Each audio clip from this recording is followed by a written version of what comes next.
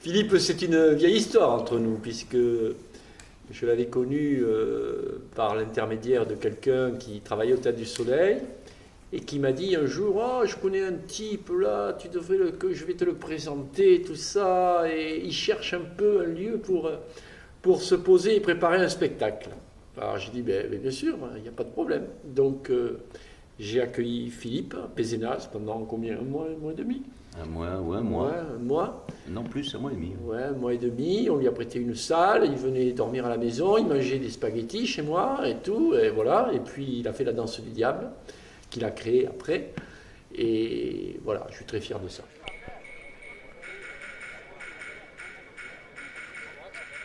Nous sommes découverts, Daniel et moi, évidemment, un passé qui nous a en commun. C'est que Daniel, je le dénonce, a été un des pontes de la Ligue communiste. Absolument.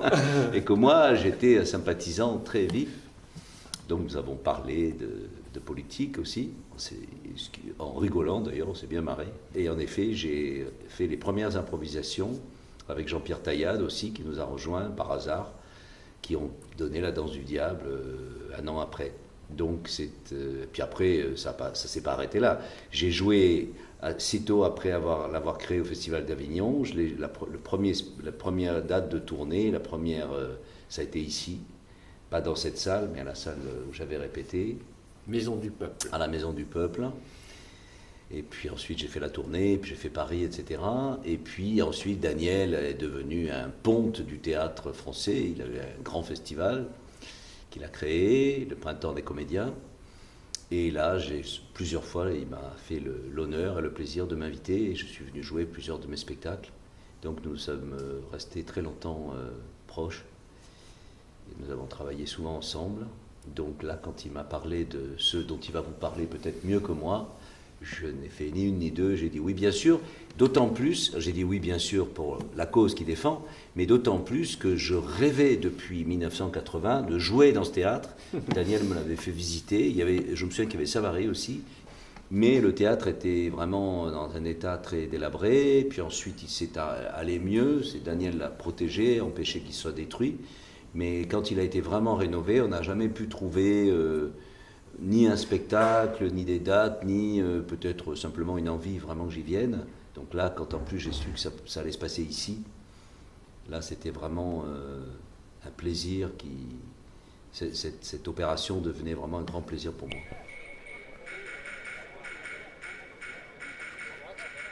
C'est dans un cadre humanitaire et je peux vous dire que Philippe, il n'a pas hésité une seconde quand on a commencé à parler de ça. Donc pendant plus d'1 an, on va avoir, grâce à Philippe, on va avoir une quinzaine de jeunes qui vont pouvoir fréquenter l'école publique. Et ça, c'est une... Bon, je ne sais pas comment le dire, comment l'exprimer. On n'est pas une grosse ONG, on est tout très très modeste. Ça se passe à Moudatine, dans la banlieue de Tananarive, et il faut voir le niveau de ces enfants et la joie qu'ils ont de pouvoir aller à l'école aussi et de pouvoir manger à midi.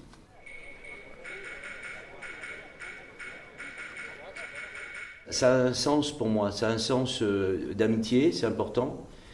Évidemment, quand il raconte ce que ça va avoir comme effet, ça me fait monter les larmes aux yeux à l'intérieur de ma tête, parce que c'est magnifique.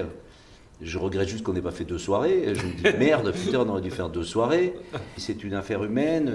Et puis, Daniel dit qu'ils ne sont pas une grosse ONG, moi non plus. Je ne suis pas une grosse structure théâtrale, je ne suis pas un gros centre dramatique parisien, je ne suis même pas une grosse troupe de théâtre, je suis une petite troupe avec un acteur seul. Je suis aussi une entreprise modeste dans son fonctionnement, dans son budget, etc. Et que ces 2 entreprises modestes se réunissent pour finalement un résultat qui n'est pas du tout modeste, mais je trouve très ambitieux et vraiment très important, parce que quand même, ce qu'il raconte, c'est important. 15 enfants qui pendant 1 an c'est important. Et ça s'est trouvé naturellement. Mais c'est vrai que, si vous voulez, moi j'ai un principe, c'est que tout ce que je peux faire d'humanitaire, c'est-à-dire pour les autres, je veux que ce soit dans le spectacle. Je veux que mes spectacles, je veux que quand les gens viennent là, ça leur fasse du bien, vraiment. Alors c'est pas toujours les plus pauvres, c'est sûr, et j'essaye souvent que ce soit des gens pauvres aussi qui vont pas au théâtre, mais je mets toute mon énergie à ce que toutes mes impulsions altruistes, soit dans mon spectacle, et c'est pour ça que je te répète très longtemps, pendant des mois et des mois, que j'essaye de faire les spectacles les plus parfaits possibles, les meilleurs possibles, que les gens qui viennent les voir les oublient jamais. Et donc, on ne peut pas tout faire dans la vie. Et là, je vous dis, je suis très heureux parce que d'un seul coup, quand il m'a fait cette proposition, ça a fait bloc tout de suite. Je dis, bah oui, il y a tout. Il y a le théâtre, il y a le lieu, il y a la ville, il y a la personne, il y a la cause, et en plus il y a le résultat qui est quand même exceptionnel, donc j'ai pas grand mérite à avoir dit oui.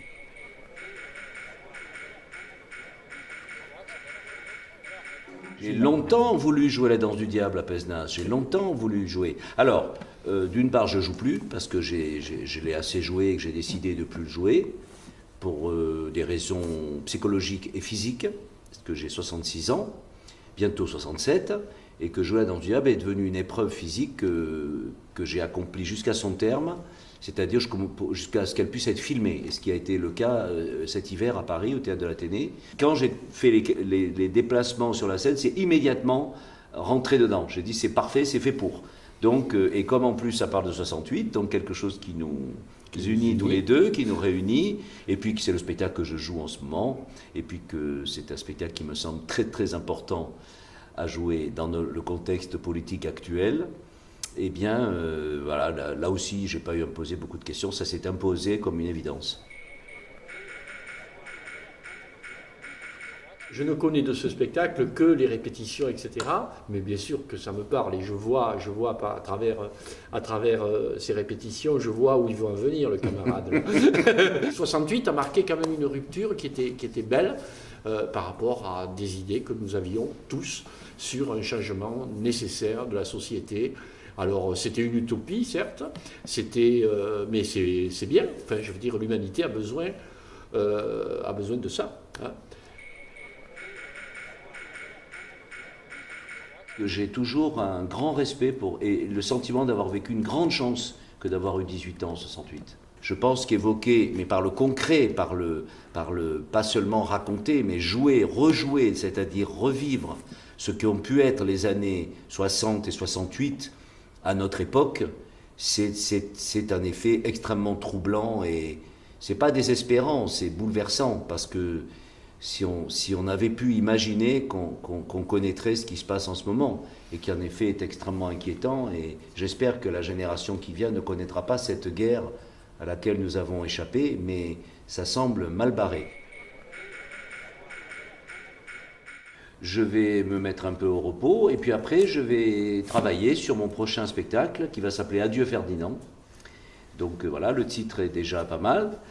C'est un adieu à ce personnage, à ce jeune homme, à cet adolescent, cet adolescent attardé, puisque mon récit autobiographique va à peu près jusqu'à 30 ans, il n'a jamais dépassé l'âge de 30 ans, donc il dit adieu à ce roman-là, j'espère qu'il ne dit pas adieu à tous les romans, mais à celui-là, et il est composé de 3 séquences qui étaient dans le roman d'un acteur, inédites, que j'ai jamais jouées, et qui seront comme 3 nouvelles dans la même soirée.